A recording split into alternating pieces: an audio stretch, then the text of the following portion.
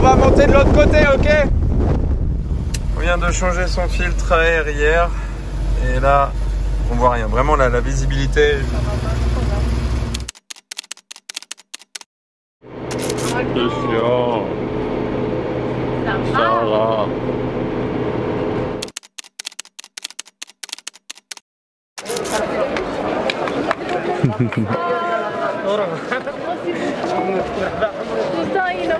Comment? Ah si. Combien on te doit, mon ami?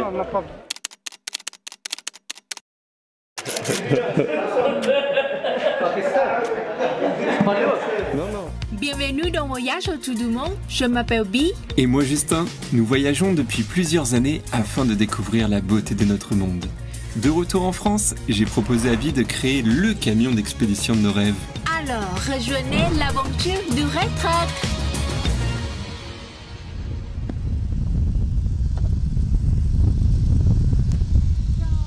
J'ai nettoyé un peu parce que il y a beaucoup de sable entré dans le placard. Pour le moment, la seule difficulté, c'est ça dans ce voyage, c'est la poussière. Avant, c'était le froid et tout, la glace, les ponts thermiques. C'est très compliqué là, il faut qu'on bouge absolument parce que on est dans une tempête de sable et ça remplit vraiment tout l'intérieur du camion par les aérations. Oh là là. On est sorti 2 minutes. Ça c'est compliqué par contre, dans le Sahara là, cette histoire de vent, c'est l'aventure, hein. Mais en fait c'est fatigant. Là ça arrive à un point où ça fait une dizaine de jours, tous les jours on a un vent très très fort, mais vraiment très très fort, et c'est fatigant. Toute la journée, il s'éteint pas. Tu sais, dans les aventures, tu vois toujours les véhicules d'intérieur complètement remplis de sable. Je me demandais toujours comment ils faisaient les gars, pourquoi ils faisaient pas le ménage et tout, mais non en fait en une seule minute, on est entièrement rempli de sable. Pour vous donner une idée, ça en seulement quelques secondes, c'est fou. Je m'attendais vraiment pas à ça. Incroyable ce vent. Je crois que c'est ma première vraie tempête de sable de cette envergure, avec le risque de boucher le filtre à air et tout ça. On vient de changer son filtre à air hier, et là, on voit rien. Vraiment, là, la visibilité, j'en rajoute pas. Il n'y a rien. Et encore là, ma porte, je ne l'ai pas du tout ouverte. On est passé côté Bi, regardez toute la poussière.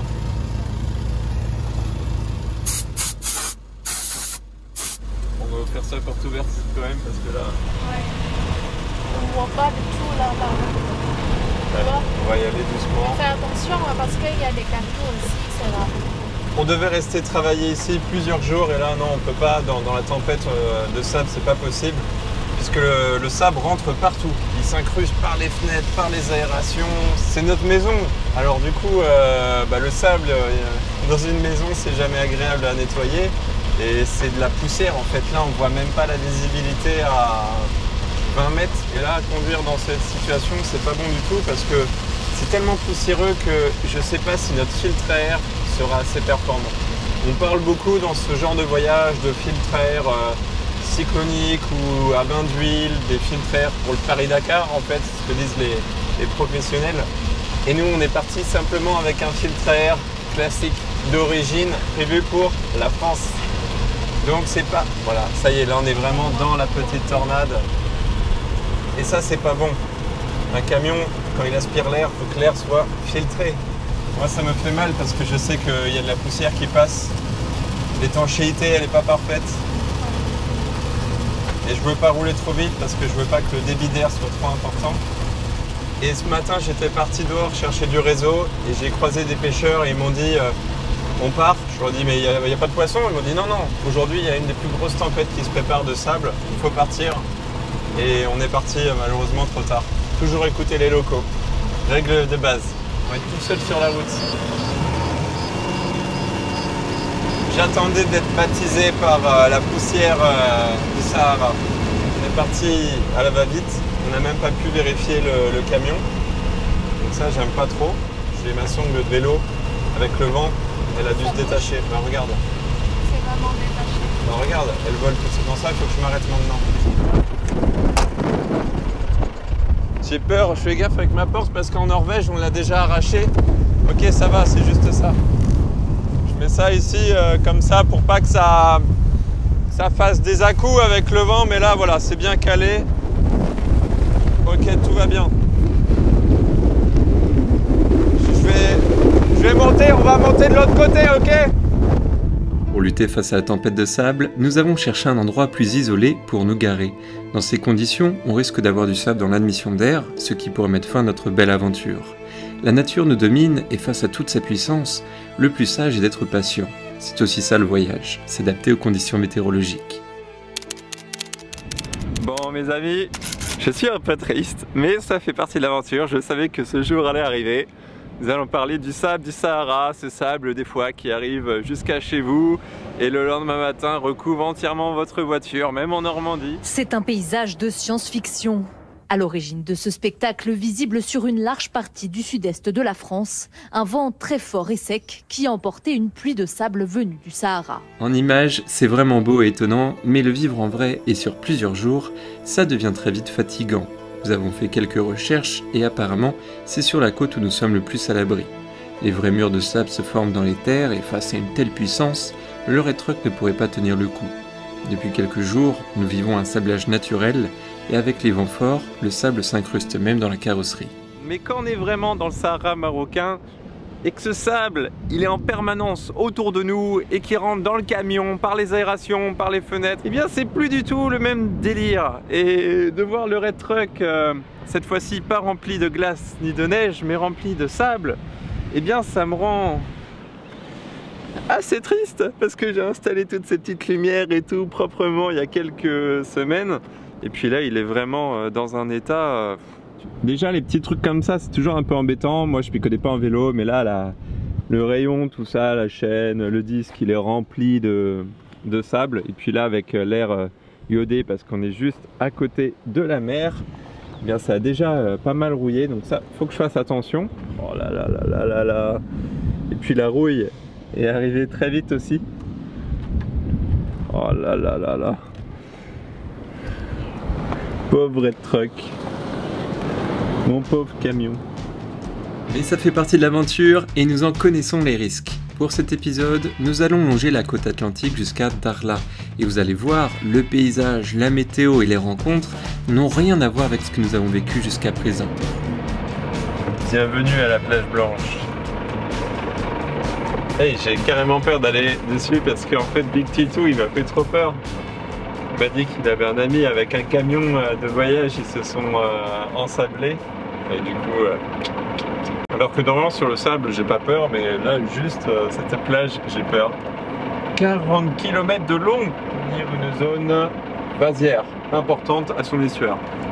Je sais pas si c'est le seul au Maroc, mais en tout cas c'est le seul dans la région d'après le panneau à avoir une sorte de vase, donc il faut faire très attention. Quand il faut y aller, faut y aller. Voyant les images, vous devez vous demander ce que l'on fait là. Eh bien, nous aussi. Car cette fois, le soleil n'est pas au rendez-vous. La plage blanche nous a été recommandée par de nombreux locaux. Elle est décrite comme un endroit sauvage et désertique. Mais un détail près, elle est loin d'être paradisiaque par mauvais temps. Alors, Bi, la plage blanche. Cette plage de 40 km. Pour l'instant, oui, c'est bien que c'est la mer, mais ce n'est pas encore mon préféré. j'ai l'impression d'être en Bretagne, en fait. J'adore me réveiller face à la mer. Bon, il nous arrive une petite mésaventure hier soir. En fait, vers 20h, t'as la gendarmerie et l'armée qui demandent à tout le monde de partir. Voilà, du coup, ils ferment la plage. Ou alors, faut aller très très loin. Mais je vous le cache pas, je le sens pas. Le sol, il est particulier. Et puis là, vu que je suis vraiment tout seul, ça va être compliqué. On serait 2 véhicules ou 3, on pourrait prendre le risque d'avancer ensemble et de s'entraider. Mais là, vu que c'est tellement vaseux à certains endroits, on le fera pas avec le red truck. Et du coup, hier, on nous a demandé de partir, mais on est juste en face de la plage. En fait, on nous a stationné sur la dune. Et je trouve ça super dangereux, parce que je me dis, si la dune s'effondre, ça pourrait être la cata. Mais les gars étaient plutôt confiants.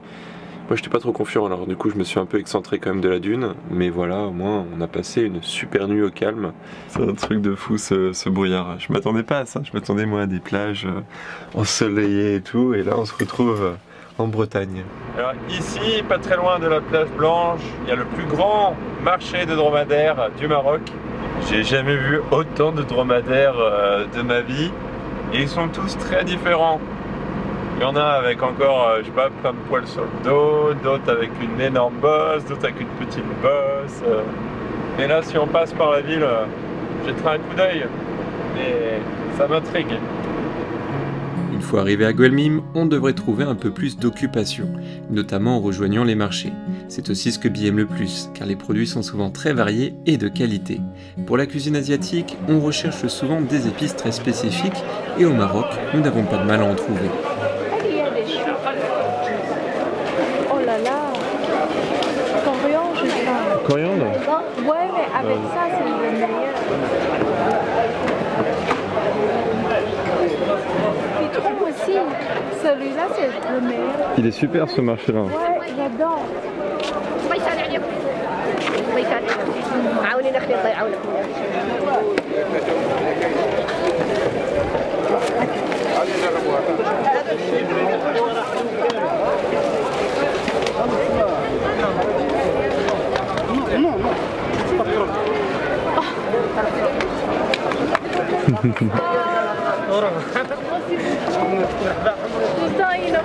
Comment? Ah si. Combien te dois mon ami? Mais si. C'est combien? Ben non. Pas de problème. C'est combien? Non. S'il vous plaît. Ah non, là on est très gênés. Pas de problème. Ah non. Welcome. Ah, merci beaucoup. Non, pas de problème. Shukran. Bonne journée. Bonne journée. Je suis gênée. Mais je veux acheter, je ne veux pas. Il me donne. Mais oh là là. C'est tellement gentil, mais on n'a rien à donner, à truquer en échange sur nous là. Quand on part comme ça juste au marché, et du coup je sais jamais quoi dire à part merci, mais je suis toujours ultra gêné. Cette générosité, bah, des fois elle est pas facile à accepter parce que voilà, on n'a pas forcément l'habitude déjà en France de donner des choses. Salam alaikum. Ça va? Ici c'est viande de chameau? Dromadaire? Ok. Et toi tu es boucher? Tu es boucher? Oui, moi okay. Et ici il y a le grand marché des dromadaires? Oui, le grand marché du Sahara, à Al-Hayrish. Merci monsieur. Oui. Shukran, bonne journée. Ça va? Bonjour. Salam alaikum. Ça va? Bon alors là, le passage qui va suivre est assez étrange et sur le moment, on ne savait pas du tout comment réagir.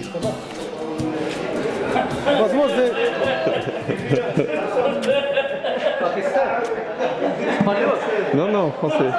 Français. Thaïlandais. Thaïlandais, ça bien. Photo. Ouais.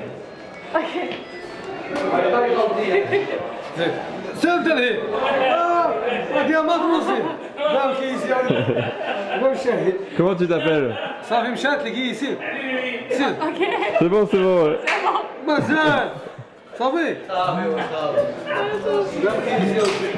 Oh là là.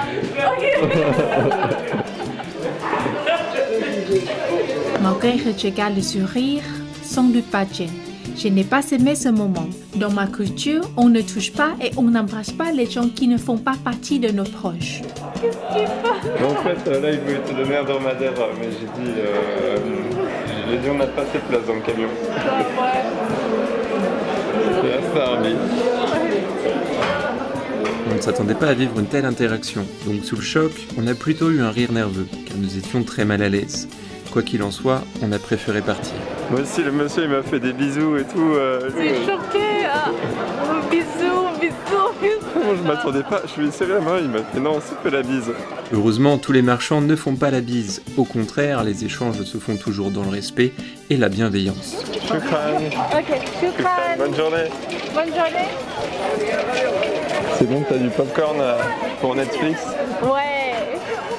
Sans transition, nous allons maintenant parler d'un tout autre sujet, le transport de fourrage. Depuis que nous sommes au Maroc, nous voyons des chargements assez époustouflants. Mes parents ont fait les foins et c'est exactement les mêmes petites bottes. C'est fou comment ils chargent les camions, c'est impressionnant. Ça est vraiment un savoir-faire incroyable de charger, même si ça penche et tout, avec les vibrations sur la route, les nids de poules et tout ça. Moi je suis étonné. C'est sur le devant des camions, là je sais pas si on voit bien, mais il y a vraiment comme une grosse casquette de foin. Et c'est fou un bi, que ça tombe pas.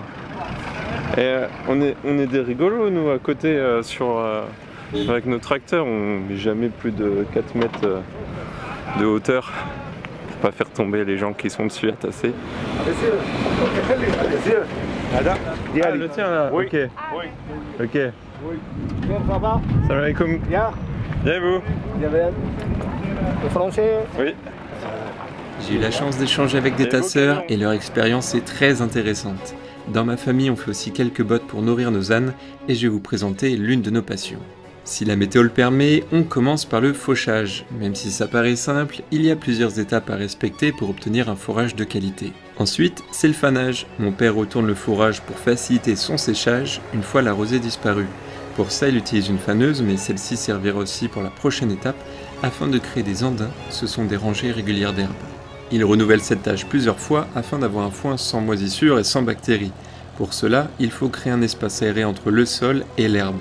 Après 2-3 jours, lorsque le foin est bien sec, on fane plus doucement et en fin de journée pour éviter de casser les brins. Ça demande donc de la rigueur, mais surtout une bonne météo. La pluie pourrait venir tout gâcher. Le jour J, c'est un peu le stress puisqu'il faut débuter l'endénage, créer des lignes de foin parfaites pour faciliter le travail de la presse, ramasser et ranger les bottes. On réalise l'étape finale durant le moment le plus chaud de la journée. Généralement, on commence vers 14-15 heures.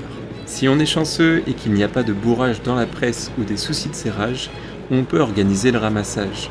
Généralement, la presse est l'outil le plus sensible et c'est assez dangereux. Même si elle est bien réglée, on n'est jamais à l'abri d'un souci. Pour le ramassage, on forme une petite équipe et tout le monde a un rôle important à jouer pour ne pas perdre de temps. La conductrice, c'est ma mère, elle veille à la sécurité du chargement, du parcours de ramassage et de la cadence. On avance en première vitesse. Plus la cargaison est lourde, moins notre tracteur a de frein, donc il ne faut surtout pas embrayer en descente. D'ailleurs, c'était mon poste lorsque j'étais enfant. Mais maintenant, avec quelques muscles en plus, je suis devenu tasseur. On est généralement 2 pour ne pas se gêner, et le but est de ranger correctement les bottes pour éviter qu'elles ne s'effondrent. Si l'ensemble est stable, on peut monter très haut, mais depuis quelques années, on évite de dépasser 4 mètres pour limiter les accidents. Au sol, il y a 2 groupes, ceux qui placent les bottes en ligne ou les rassemblent pour éviter les zones de dévers. Cela nous permet de gagner énormément de temps. Et enfin, les lanceurs de foin. C'est la tâche la plus physique, il faut être très fort pour élever en l'air une botte de plus de 25 kg au bout d'une fourche. C'est généralement les anciens qui s'occupent de cette tâche car ils ont le plus d'expérience. Il ne faut pas oublier qu'il fait très chaud car on ramasse durant le pic de température. Lorsque l'on atteint une hauteur suffisante dans la remorque, on décharge dans un bâtiment. Cette étape est très délicate. D'un côté, il faut réussir à tout ranger et donc optimiser la place, mais aussi créer des espaces aérés. Dans le bâtiment, il fait chaud et c'est très poussiéreux. C'est une tâche difficile et dangereuse car une fois stocké, le fourrage dégage une chaleur intense qui pourrait créer un incendie. On laisse donc les portes ouvertes pour créer un flux d'air, mais on est surtout très vigilant les 10 premiers jours. Ma Normandie me manque et ça m'a fait très plaisir de vous partager une passion que mes parents m'ont transmise depuis que je suis tout petit. Les foins, c'est un peu comme une tradition chez nous et lorsque je suis en voyage, je suis bien triste de ne pas pouvoir les faire. Maintenant, retour au Maroc. Marché aux bestiaux. C'est-à-dire bestiaux. Bestiaux, c'est pour dire ouais les animaux. Les gens, ce sont des marchands de bestiaux.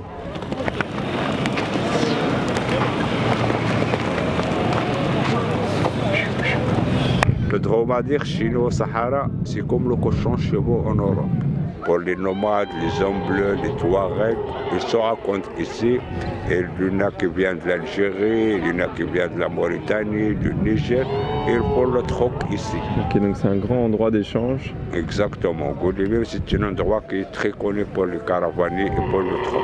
Goulimine, ça veut dire en arabe, Goul. Goul, ça veut dire dis-moi d'où tu viens. Pour combien de dirhams on peut acheter un dromadaire? À partir, comme je te dis, de 14 000 dirhams jusqu'à 25 000 dirhams. Ok. Surtout une chamelle. Une chamelle, ça vaut très cher. Pourquoi elle vaut plus cher? C'est comme les femmes, voilà, mais elle fait des bébés, elle donne du lait, donc ça vaut cher. Et pour épouser une femme, il me faut 2 dromadaires. Ouais, pour mariage. Ok. Un pour la dot et le deuxième pour le faire gorger pour les inviter. Okay. Et même avec le dromadaire, on fait tout. La viande, comme je te dis, la viande c'est la meilleure viande qu'on a. La laine, on fait les tapis et on fait les tons sahariens avec. Et les os, on fait plein des objets sahariens. Et nous, c'est beaucoup de vaches. Beaucoup de vaches. Voilà, pour le lait, le fromage, la viande. Chez moi, il y a beaucoup de vaches. Oui, et des ânes. Et elle, beaucoup d'éléphants. En Thaïlande, oui, beaucoup d'éléphants. L'éléphant. Mais pas dromadaire, non. Chouchou et ses amis nous ont évoqué quelques histoires sur les origines de plusieurs peuples nomades. C'est un échange passionnant et très intense mais complexe. Leurs origines peuvent s'étendre au-delà du Maroc et c'est ce qui fait tout le mystère de ces civilisations. Merci Chouchou pour les explications. Bienvenue, on vous souhaite un bon pas de séjour. C'est gentil. On aimerait bien qu'on se voit à notre... مرحبا وسهلا. مرحبا وسهلا. Manger un tagine de viande de dromadaire. Inch'Allah.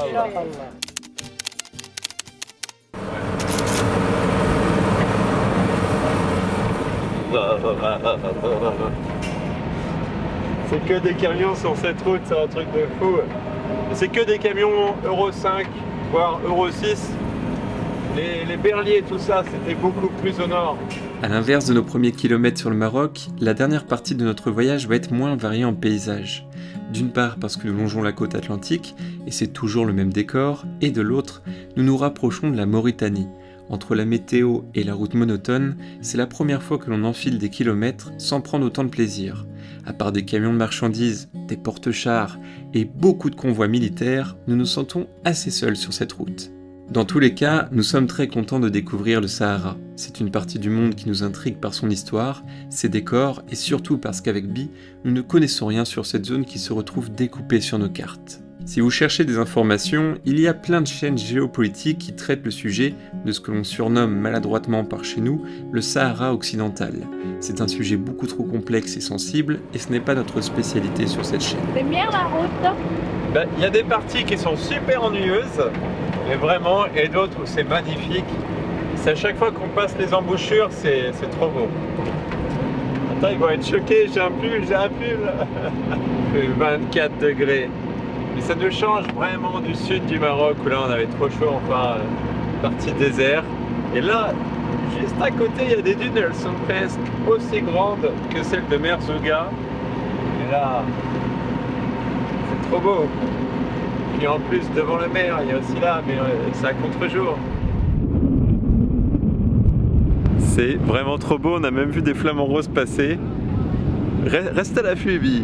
J'ai trop envie de les avoir en photo ou en vidéo. Je vais changer de lens parce que là c'est un objectif large, donc ça va pas. Pour ce voyage en Afrique, on risque de croiser pas mal d'animaux et pour ça nous avons plusieurs objectifs. Pour filmer les flamants roses, on utilise un téléobjectif, un 100-400 mm avec un Lumix GH5, c'est un micro 4 tiers, donc c'est l'équivalent d'un 200-800 mm. Nous sommes bien contents de pouvoir assister à ce genre de spectacle car la route est vraiment monotone. Pour vous donner une idée, entre Tanger et la frontière mauritanienne, il faut compter plus de 2300 km.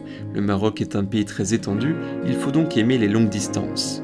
Heureusement, cette côte atlantique est tellement désertique que l'on peut s'arrêter n'importe où pour manger ou dormir. D'ailleurs, nous sommes plutôt surpris, on ne s'attendait pas du tout à ce type de paysage.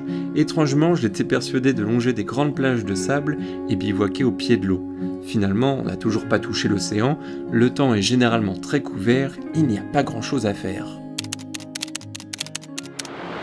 Alors on vient de se réveiller juste à côté d'un étrange bateau, voilà, ici, que les Travel Burners nous ont recommandé. C'est un couple de Instagrammeurs, blogueurs, voyages qui sont actuellement aussi en Afrique et nous ont recommandé d'aller ici pour plonger. Je demande à Justin que je ne veux plus visiter les bâtiments abandonnés ou Ubex, quelque chose comme ça. Et voilà, aujourd'hui, on dit qu'on veut plonger et Justin me faire le bateau abandonné. On a fait l'avion et bateau comme ça, on n'avait jamais fait. Si vous découvrez tout juste cette chaîne YouTube et notre univers, il faut savoir que notre relation est née en enquêtant sur la faillite de plusieurs entreprises et jusqu'à l'abandon de bâtiments en Thaïlande. Bon, je vous l'accorde, explorer des lieux en ruine n'est peut-être pas glamour pour débuter une relation, et ça n'a strictement rien à voir avec le voyage en camion. Et pourtant, nous sommes toujours ensemble aujourd'hui. C'est pourquoi, pour raviver la flamme, quoi de mieux qu'explorer une épave? On est prêt. Bon, là, j'ai un détail important à rajouter. L'épave du navire Assalama pose quelques problèmes. Depuis qu'elle a échoué en 2008, les autorités marocaines ont demandé à la compagnie maritime espagnole Armas de retirer le navire pour éviter de nombreux problèmes écologiques, notamment pour la pêche et la préservation du littoral. Aujourd'hui, l'affaire est toujours en pause et il y a un petit poste militaire face au bateau. Nous avions une autorisation pour rejoindre le navire, mais c'est là que les choses se compliquent. Par rapport au danger que peut représenter le courant, le chef de la brigade nous a autorisé à rejoindre l'épave uniquement à marée basse, afin de revenir plus facilement avec l'aide de la marée montante. L'inverse serait peut-être plus simple afin d'avoir de la profondeur, mais le souci, ici les courants sont meurtriers. Une fois dans l'eau, ce n'était plus la même affaire avec moins d'1 mètre de profondeur. C'est très difficile d'avancer sur une aussi longue distance avec le poids du matériel. Parfois on arrivait à avancer de 5 mètres et une mauvaise vague nous faisait reculer de 10 mètres. Nous avons même essayé une autre technique en rampant collé au sol, mais après 30 minutes à batailler, il fallait prendre une décision difficile, renoncer.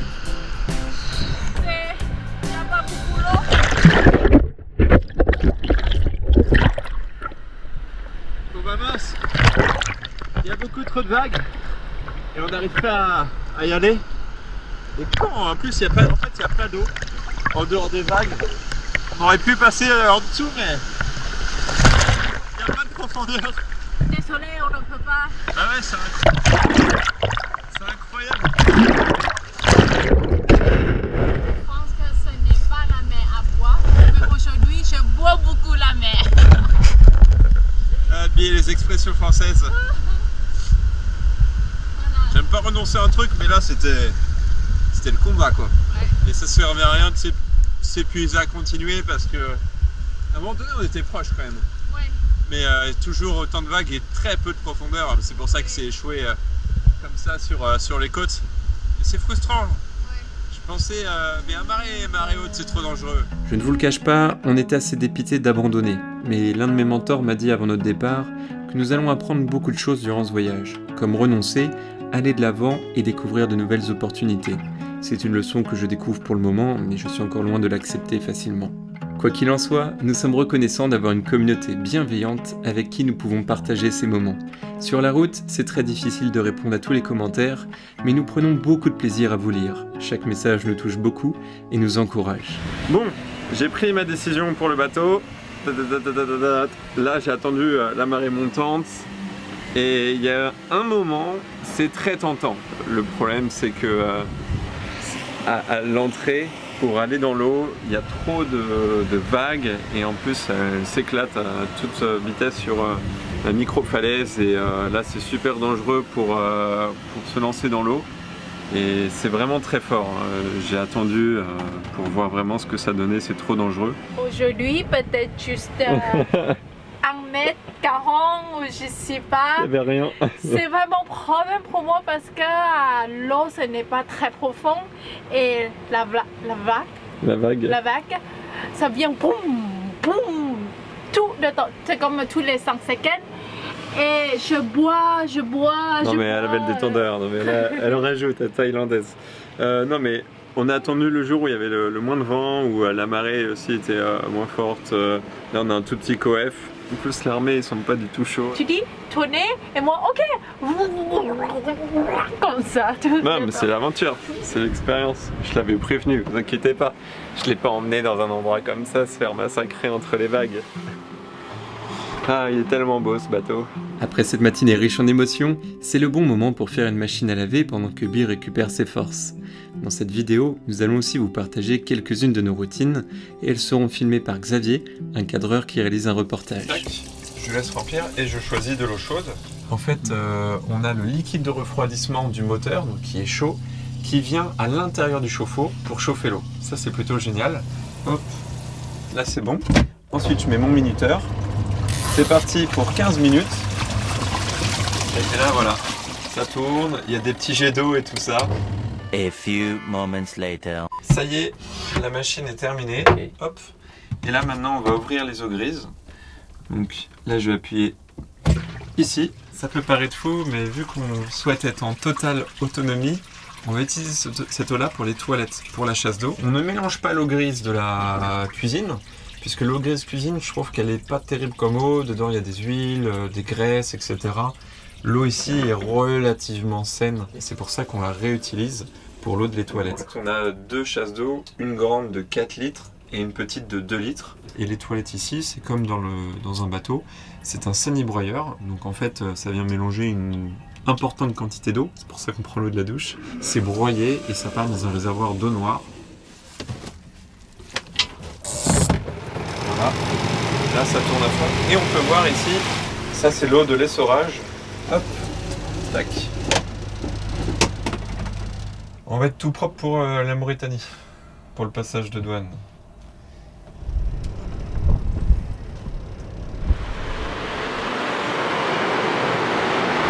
Bon, ça y est, c'est marée basse. C'est impressionnant la vitesse à laquelle ça s'est passé. Là, j'ai l'impression en moins d'une heure, on s'est retrouvé à marée basse et je comprends pourquoi c'est très dangereux. En tout cas, jamais on n'aurait pris le risque. En tout cas, là, c'est beau avec le coucher de soleil. Et ce bateau, il me nargue. Là, je vois bien, il me dit « Viens, Justin, remets ton petit équipement de plongée. Faites-vous une plongée de nuit. »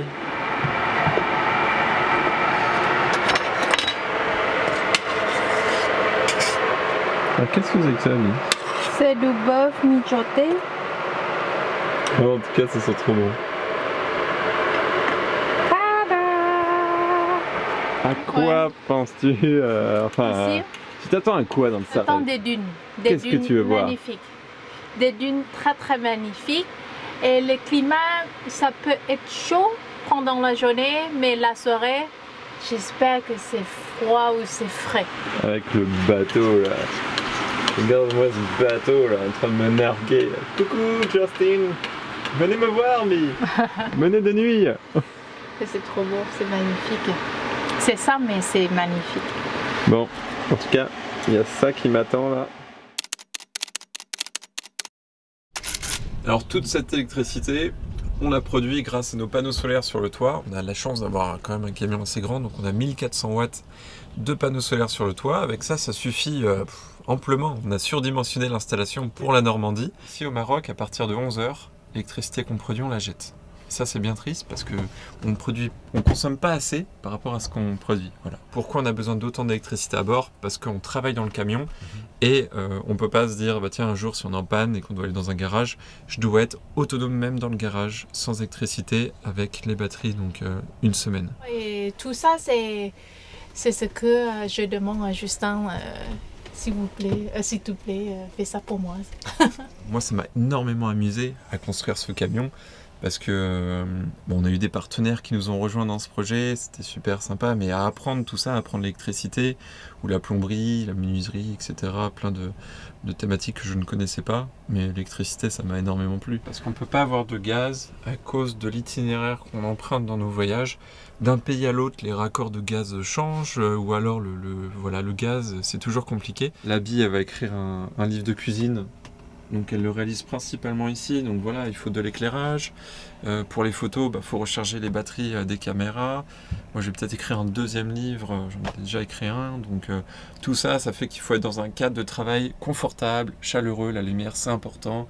Et puis voilà, de l'électricité pour les ordinateurs. Je veux faire l'ambiance comme la maison. C'est comme, oui, on va voyager beaucoup, on va passer plusieurs pays, tout ça. Mais quand on va dans le camion, je dis à Justin, je veux bien qu'on est dans la maison. On se serait bien laissé une seconde chance pour rejoindre le bateau, mais malheureusement, le visa de Bee expire prochainement. Il nous reste encore plus de 1000 km à parcourir. En camion, nous sommes jamais à l'abri d'une panne, on doit toujours avoir des jours de bonus en cas de problème technique. On est entouré de dunes.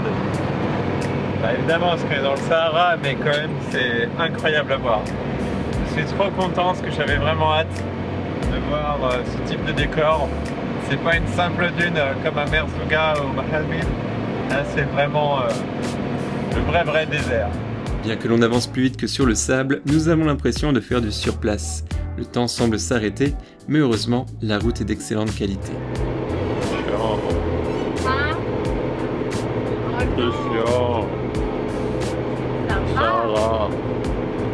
Il n'y a pas grand chose à voir. Mais ça va, on va changer le pays bientôt. Mais ne vous inquiétez pas, dès que je ressens un signe de fatigue, je fais aussitôt une petite pause. Car pour conduire le red truck, il faut être concentré. Il y a souvent des animaux qui croisent notre route. Encore le bateau abandonné. Mais encore moins d'eau. Là, ce coup-ci... Ici, on ne peut pas du tout plonger. Hein. Non, non. Et puis, il y a beaucoup trop de vent, donc on espère trouver d'autres épaves plus profondes cette fois-ci. Moi, je suis étonné, c'est du vent. C'est extrêmement venteux. Et c'est comme ça tous les jours. Alors, je sais pas si c'est cette période de l'année, l'été essentiellement. Mais par contre, c'est beaucoup de vent et la conduite en camion, du coup, elle est limite dangereuse. Il y a d'autres conducteurs routiers qui m'ont dit attention, à partir de Laayoune, ton camion, tu le tiens avec tes deux bras et tes genoux, quoi, parce que le volant, vraiment, tu fais que du gauche-droite. Et moi qui m'attendais à faire du paramoteur plusieurs fois au Maroc, pour le moment, j'ai pas eu l'occasion et j'ai l'impression que je suis foutu dans le sable. T'as vu comment ça soufflait, comment les dunes elles bougeaient? Impressionnant. Hein. Ouais. On va plonger. Je sais pas pourquoi j'ai toujours trouvé les épaves assez belles. Je sais pas, il y a quelque chose. Je trouve qu'il y a quelque chose de très fort dans un navire échoué. Le camion, ça bouge ou pas? Non, regarde. Il va vachement à droite. Fais attention quand même. Ça va pas, Ouais. dès qu'on passe un camion, voilà, ça fait un débattement. Et moi, de toute façon, si je mords dans le fossé, le camion, je le redresse pas. Hein. Là, avec sa hauteur, il fait 3,65 m. C'est pas très haut pour un camion, mais avec cet aménagement, je redresse pas le red truck. On se retourne. Et il n'y a pas de ceinture. Parce que ce sont des camions avant les années 2000. Et dans le poids lourd, la ceinture n'était pas obligatoire. Surtout pour des véhicules d'intervention. Finalement, les gars, ils sont toujours dehors, en train de manœuvrer, en train d'utiliser le camion à très faible allure. Donc il n'y avait pas forcément de danger. Il y a toujours du danger. On ne peut pas aller à n'importe quelle vitesse, on ne peut pas prendre n'importe quel virage ou doubler des autres camions. Ça peut être très dangereux avec le vent ici. Donc c'est des paramètres à prendre en compte pour voyager en toute sécurité et que le voyage dure plus longtemps quand même. J'ai une bonne copilote, heureusement. Ah, merci.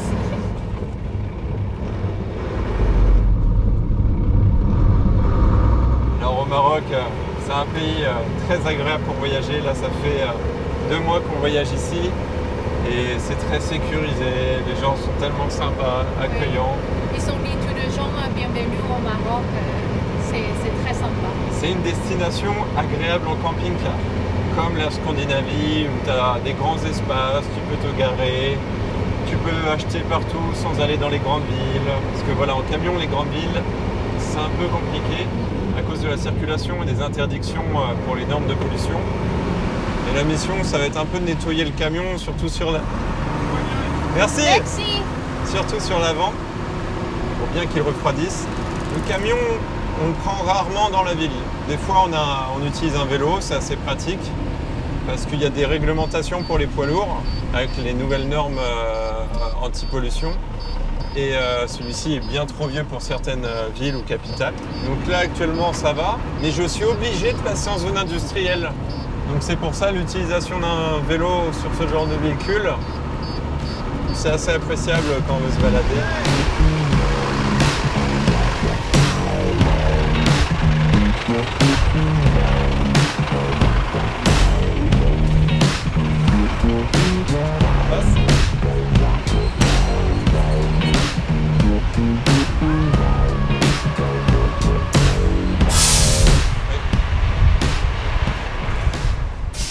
Bon, là on va un peu laver le camion, surtout le devant à cause du radiateur. Tac, ce sont les toutes petites ailettes qu'on voit ici là. Voilà, et ça doit refroidir. Et s'il y a de la poussière dessus, du sable, et là en fait c'est très vite encrassé, et bien elle ne peut pas refroidir correctement. Et donc on peut aller jusqu'à une surchauffe moteur. Donc après il y a tout qui arrive, jaune culasse et tout. Si on est dans le désert, c'est la catastrophe. Moi c'est sénégalais. Tu es du Sénégal? À Dakar, oui. Bah, on va dans un mois. Un mois? Ouais, si, il y a un paquet que tu veux qu'on apporte à quelqu'un. Ah ouais. Pas de problème. Il y a un collier. Mais oui, on a de la place. Hein. Ah ouais. On peut être la poste. Comment tu t'appelles? Moi c'est Ahmed Bamba. Ok. Ahmed Bamba. Ahmed Bamba, oui. Justin. Justin. Bi. Bi. Oui. Elle est thaïlandaise. Thaïlandaise. Thaïlandaise? Oui. Vous avez déjà vu des camions comme ça? Non, première fois. C'est le premier. C'est ma maison. Maintenant, camping-car. Oui, c'est bien. C'est très joli. Hein? Merci. Je tiens à remercier Ahmed qui a fait un travail extraordinaire sur le Red Truck. Je suis tombé face à quelqu'un d'encore plus méticuleux que moi. Pour ce voyage, notre budget entretien est très limité, mais depuis que nous avons ajouté la fonctionnalité Merci, grâce à vos pourboires et à nos membres, on peut donner une nouvelle jeunesse à notre monture.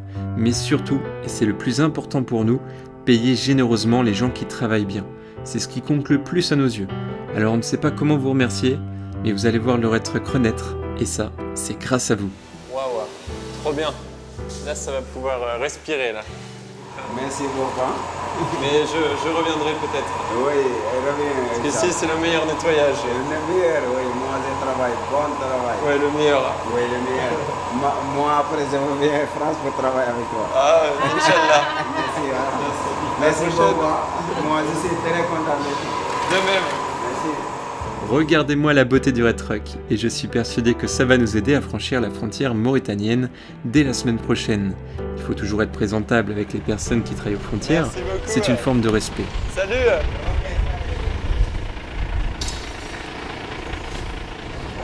Sur la carte satellite, j'ai repéré un endroit un peu désertique. Du coup, j'aimerais bien voir à quoi ça ressemble. D'ailleurs, il faut qu'on se dépêche avant le coucher du soleil. On sait pas, ça se trouve ça va être interdit, ça se trouve l'armée ils vont venir nous voir, ils vont nous dire non, ici c'est pas sécurisé, on va voir. Est-ce que c'est déranger les gens? On veut pas déranger les gens, ouais. Si on se gare sur un parking et que le soir il y a un enterrement de vie de garçon, admettons, c'est pas forcément le bon spot. Et c'est magnifique par contre, t'as vu Bi? Ouais. La mer elle est déchaînée, mais ça fait pas du tout solide, là il faut pas que je m'approche plus à gauche. C'est beau cette falaise. J'avais jamais vu une falaise comme ça. Je voudrais que tu me mettes le camion, la cabine face au vent, pour que ça secoue moins, parce que hier soir la cabine elle faisait ça comme un bateau. Moi je veux me faire plus discret possible. J'ai déjà un gros véhicule et tout ça. Voilà, je veux pas gêner les gens et qu'après ils disent oh les camping-cars on n'en veut plus. Non, il faut avoir un comportement respectueux et tout ça et c'est important.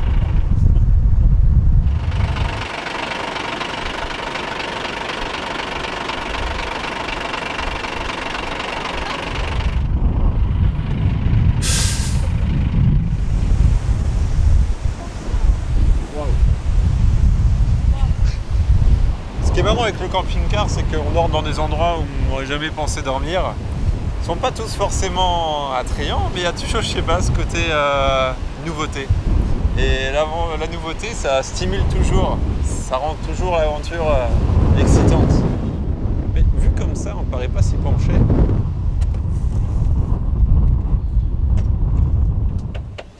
C'est bon? Ouais, c'est bon, je te laisse. Ok, je vais préparer la cuisine et toi tu vas travailler. Chacun son espace, on évite vu qu'il n'y a pas trop de place non plus.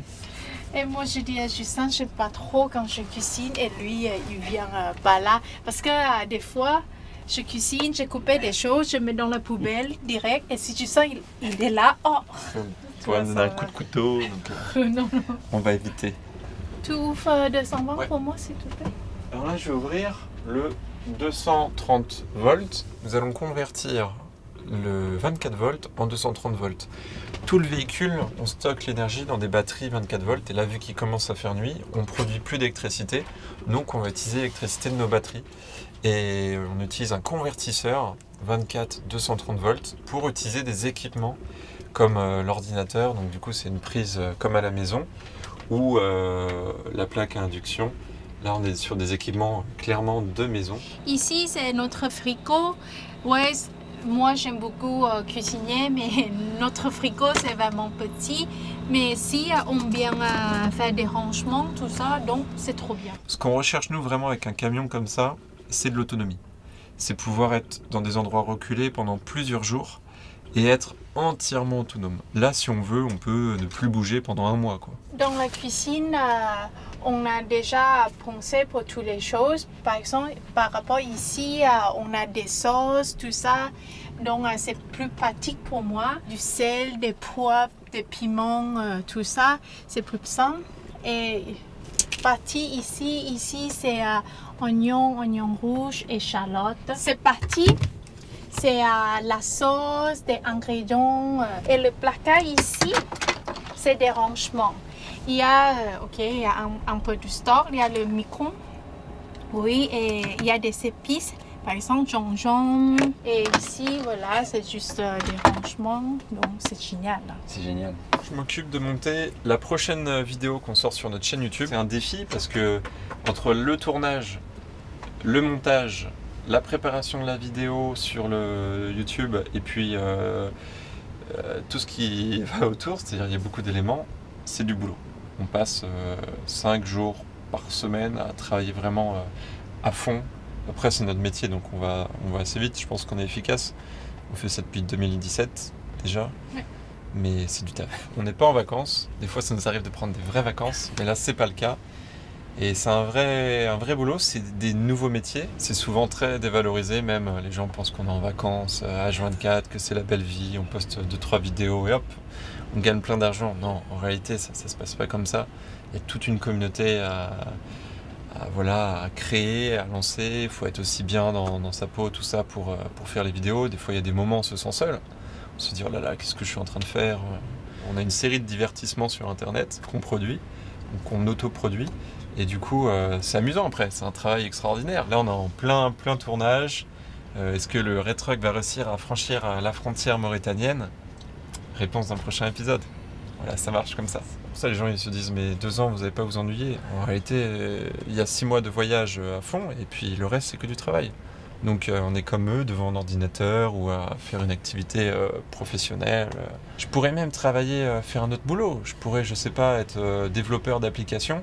Et je crois que je choisirai encore le Red Truck comme bureau parce que c'est fantastique de varier les paysages ou là, petit thé marocain avant de venir, le repas ce midi c'était super, ce soir on va manger du calamar. C'est ça la vie, ça c'est merveilleux quand même. C'est pas un bon boulot et c'est pas un bon véhicule de pouvoir nous emmener comme ça, un peu la liberté sur la route. Et ça me plaît. C'est ce qu'on appelle le digital nomade. Ici au Maroc, il y a les nomades. Quand j'en rencontre, je dis, on est presque pareil. Donc ce soir, je vais faire caramel sauté avec l'ail.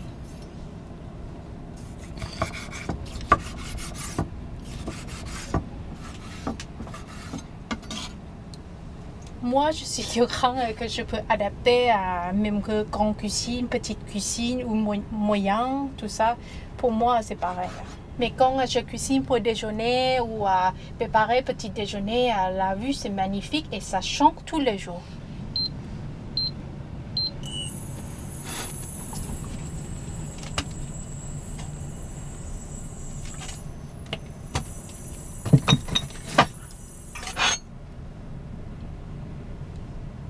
Est-ce que tu peux préparer la table, mettre la table s'il te plaît? Ouais, je mets la table.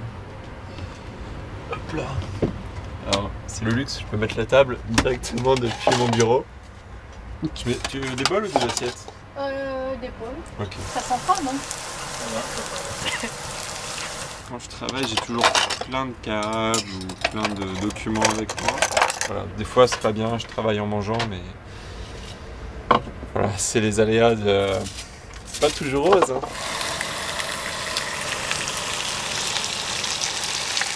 C'est pour ça que j'aime bien marcher. Parce que sinon je suis tout le temps assis en fait. C'est le problème. On n'a même pas l'impression d'être dans un camping-car. C'est ça qui est hallucinant. En tout cas, Abby, là, ça sent bon. Les épices.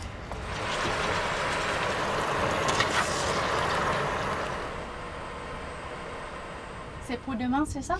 Bah tu vois, au moins on serait plus du côté océan et ça serait juste ici, tu vois, là, côté sauvage, en direction de la Mauritanie finalement, tu vois, sur notre route. Donc, bon appétit. Bon appétit, merci beaucoup. Et ce que j'aime le plus dans le camping-car, c'est ma cuisine. Parce que moi, j'ai beaucoup des passions pour cuisiner.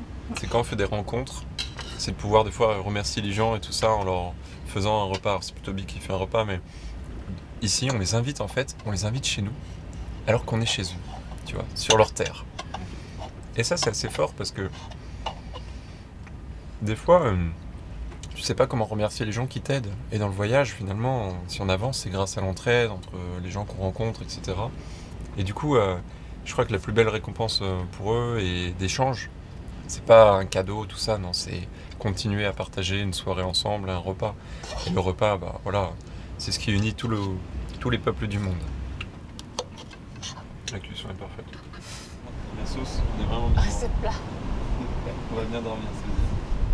Ici, c'est le lit, c'est le lit de moi, en petit, et là-haut, c'est le lit de nous.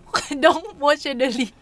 Parce que des fois, quand il fait super chaud, on peut faire séparer parce que sinon, on ne peut pas vraiment boucher dans la nuit et ça va pas trop. Et pour moi, la taille, c'est parfait. Oh, j'aime pas trop le chaleur, donc je mets toutes les nuits. Il faut du confort parce que quand on conduit le camion, on est cassé. Et là, c'est la fibre de coco qui permet du coup d'avoir toujours de l'air qui circule sous le matelas en mousse. Ensuite, on a un matelas en mousse et un surmatelas confort. Comme aujourd'hui, là, j'ai envie de finir ma journée, de bien dormir, ou quand je travaille, je veux bien dormir. Puis là, c'est magique, c'est pour voir les étoiles. On dort super bien dans ce camion et c'était l'objectif, donc il est atteint. Alors désolé, c'est peut-être en bordel, mais voilà, nous avons principalement des caisses pour les caméras, de l'équipement et des vêtements. Ici je stocke ma bibliothèque de livres de voyage et tout. Les livres bah, par exemple voilà, le guide du route actif, enfin on va pas les citer, mais j'en ai besoin pour des fois établir des cartes ou tout simplement avoir des idées sur le pays. Et il y a toujours des parties un peu histoire, etc. Et ça, c'est important pour comprendre un tout petit peu le pays, au moins un minimum, avant d'y rentrer. Cette nuit, on va bien dormir. Oui, je suis sûre.